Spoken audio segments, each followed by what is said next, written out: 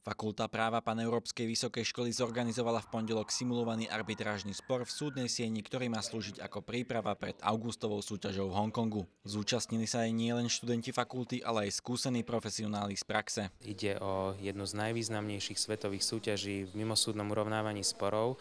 No a pre našich študentov je to úžasná príležitosť môcť si porovnávať svoje znalosti, svoje schopnosti v konkurencii so študentmi z významných svetových univerzít.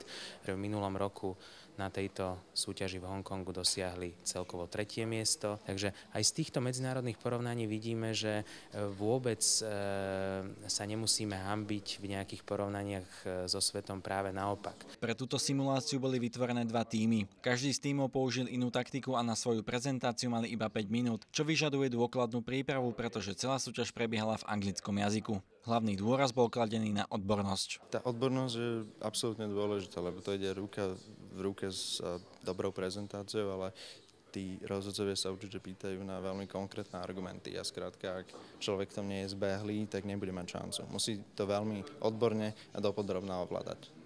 Tak ja som aj cez prípravu písal kolegovi, aby bol asertívny a ja som sa tiež snažil byť veľmi asertívny, veľmi taký menej formálny, ako bola napríklad druhá strana. Myslím, že to práve zavážilo aj u tých rozhodcov, že sa im to páčilo. Minulý rok v Hongkongu nevyhral ten viac pekne hovoriaci tým, ale práve ten, ktorý mal viac koherentné argumenty. Táto skúška na nečisto prebiehala pred advokátmi, s ktorými škola spolupracuje. Ide o spoločnosť Rowan Legal, ktorá študentov podporuje, usmerňuje a bude ich sprevádzať na súťaži v Hongkongu. To teda prínosné na obe strany. Na jednej strane dávame tam tie poznatky z praxe a trošku sa snažíme tomu týmu v tomto pomôcť. Na druhej strane je to aj prínos pre nás, keďže nás to obohacuje a v podstate si tam možno hľadáme aj nových kolegov. Samozřejmě pořád je co zlepšovat, zejména z hlediska třeba té prezentace samotné.